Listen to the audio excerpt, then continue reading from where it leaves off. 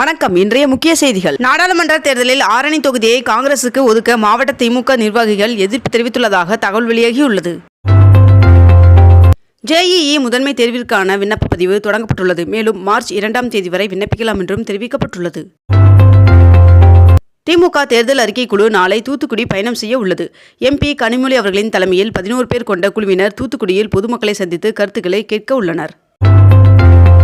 திருவண்ணாமலை மக்களவை தொகுதிக்குட்பட்ட திமுக நிர்வாகிகளுடன் அக்கட்சியின் இளைஞரணி செயலாளரும் அமைச்சருமான உதயநிதி ஸ்டாலின் அவர்கள் ஆலோசனை நடத்தினார்.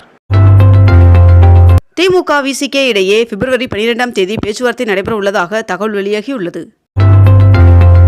திருச்சியில் 50 நாடுகள் பங்கேற்கும் பன்னாட்டு விளையாட்டு கருத்தரங்கை வருகின்ற பிப்ரவரி 7ஆம் தேதி தமிழக விளையாட்டுத்துறை அமைச்சர் உதயநிதி ஸ்டாலின் அவர்கள் தொடங்கி வைக்க உள்ளார் என்று தகவல் வெளியாகியுள்ளது. பாஜக தேசிய தலைவர் JP நட்டா அவர்கள் பிப்ரவரி 11ஆம் தேதி சென்னை வருகை தர உள்ளதாக தகவல் வெளியாகியுள்ளது. ஆம்னி பேருந்துகள் சென்னை மாநகர எல்லைக்குள் வந்து செல்ல அனுமதிக்க வேண்டும் என்றும், மேலும் கிளாம்பாக்கம் பேருந்து முனையத்திற்கு மாற தயாராக உள்ளோம், ஆனால் கிளாம்பாக்கத்திற்கு முழுமையாக மாற காலக்கெடு வழங்க அரசிடம் கோரிக்கை வைத்துள்ளதாகவும் ஆம்னி பேருந்து உரிமையாளர் சங்கத்தினர் தெரிவித்துள்ளதாக தகவல் வெளியாகியுள்ளது. தமிழ்நாடு முழுவதும் 37,576 அரசு பள்ளிகளில் ஆண்டு விழாவிற்காக 15 கோடி ரூபாய் ஒதுக்கீடு செய்யப்பட்டுள்ளதாகவும், மேலும் வருகின்ற 10ஆம் தேதிக்குள் ஆண்டு விழா நடத்த உத்தரவிடப்பட்டுள்ளதாகவும் தகவல் வெளியாகியுள்ளது. சென்னையில் விளையாட்டு உட்கட்டமைப்புகளை சர்வதேச தரத்தில் மேம்படுத்த 25 கோடி ரூபாய் ஒதுக்கீடு செய்யப்பட்டுள்ளதாக தகவல் வெளியாகியுள்ளது.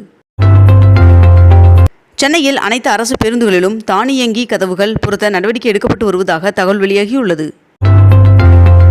ஒடிசாவில் 68,000 கோடி ரூபாய் மதிப்பிலான பல்வேறு திட்டங்களுக்கு பிரதமர் நரேந்திர மோடி அவர்கள் அடிக்கல் நாட்டினார்.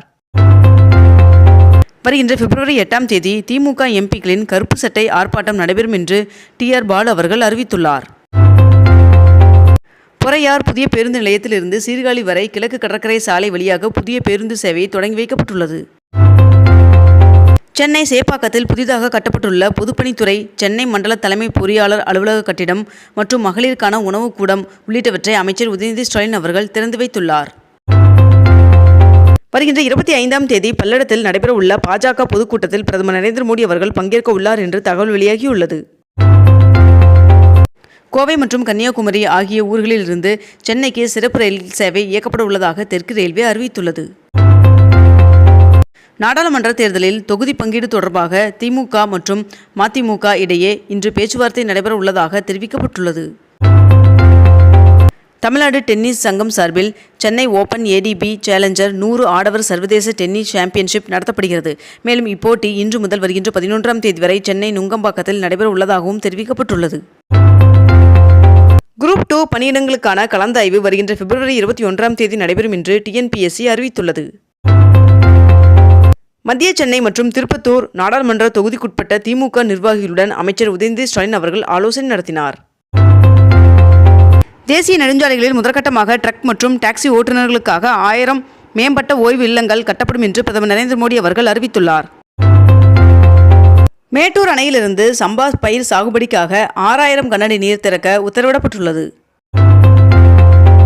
பஞ்சாப் கவர்னர் பதவியை பன்வாரிலால் புரோஹித் அவர்கள் தனிப்பட்ட காரணங்களுக்காக ராஜினாமா செய்துள்ளார். சென்னையில் இன்று 22 கேரட் ஆபண தங்கத்தின் விலை சவரனுக்கு 160 ரூபாய் குறைந்து ஒரு சவரன் 46,960 ரூபாய்க்கு விற்பனையாகிறது. அதேபோல் ஒரு கிராம் வெள்ளியின் விலை 77 ரூபாய்க்கு விற்பனை செய்யப்பட்டு வருகிறது. இத்துடன் இன்றைய தலைப்பு செய்திகள் நிறைவடைகின்றன. மேலும் இதுபோன்ற அண்மை தகவல்களை உடனுக்குடன் தெரிந்து கொள்ள அக்னிபூ சேனலை சப்ஸ்கிரைப் செய்து கொண்டு தொடர்ந்து இணைந்திருங்கள். நன்றி, வணக்கம்.